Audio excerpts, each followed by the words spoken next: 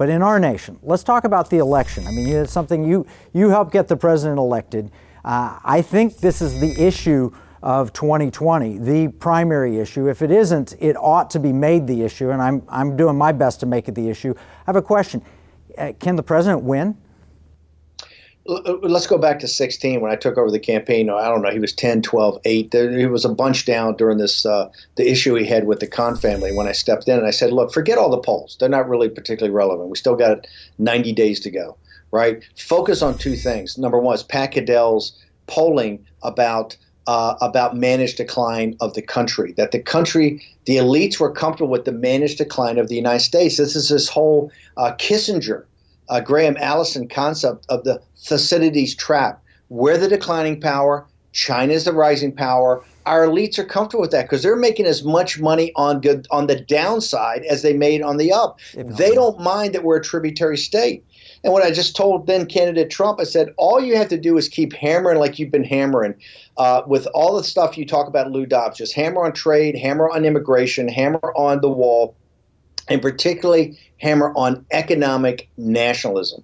That will bring blue-collar Democrats, and we can win Wisconsin, we can win Michigan, we can win Ohio, Iowa, and Pennsylvania if you hammer that. He says today, he said in the State of the Union, look, he said, I believe now trade in this situation with China is what made him president, and it was as important as immigration was, and it was very important. Those upper Midwest states came to us because working-class Democrats weren't prepared to vote for globalists like Hillary Clinton. And that's kind of one of the things I think you show on economic warfare. That's the reality. It's no longer Republicans and Democrats. It's no longer progressives and right-wingers or Republicans.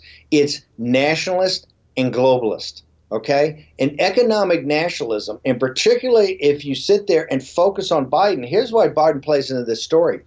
President Obama understood when he took over, we had to pivot out of CENTCOM. We had to pivot out of the Middle East, that China was this rising existential threat. He had this concept, as you remember, Kevin, called pivot to Asia.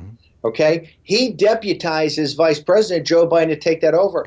Joe Biden was an unmitigated disaster. You just walked through, Kevin, all of these things that have been going on over the last 10 years. Well, guess what? For 8 of those years, Joe Biden was on watch. This was his principal responsibility in the Obama administration. Remember, she came on a state visit, I think it was in the fall of 2014, to sign, it was either 14 or 15, I think it was 14, and he signed a deal with the United States that talked about cyber intrusions into companies and the non-militarization of the South China Sea. Well, hey, Joe Biden negotiated that deal. Joe Biden brags about he had 25 one-on-one private meetings with Xi.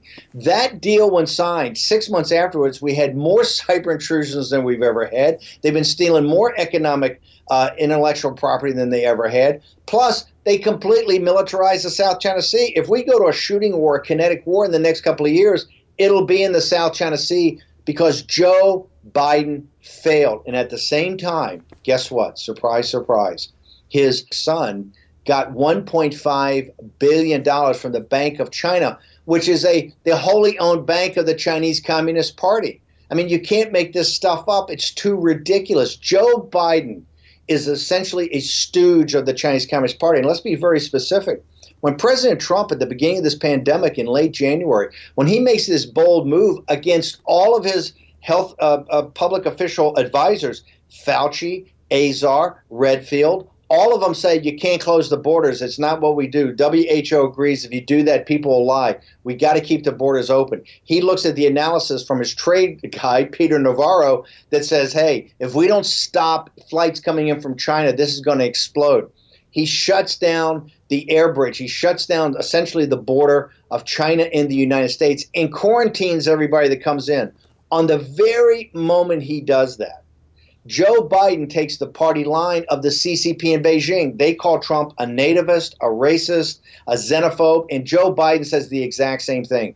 Every time it matters, when push comes to shove, Joe Biden always takes the party line of the CCP. And I haven't heard Joe Biden's voice out here banging on Hong Kong. I haven't heard Joe Biden's voice saying we got to confront the CCP. I didn't hear Joe Biden come in the other day and say, yes, the thrift savings plan's ridiculous. Joe Biden is bought and paid for. Look, he's not from Pennsylvania. He's not Joe Biden from Scranton. He is Joe Biden from Wilmington, Delaware, and that is the corporate headquarters of all the big globalist corporations in America, okay? He's the senator from the state that's basically a mail drop for all the globalists, okay? He represents their things. He's represented on every bad trade deal that ripped apart the manufacturing base of this company. He takes the CCP party line every time.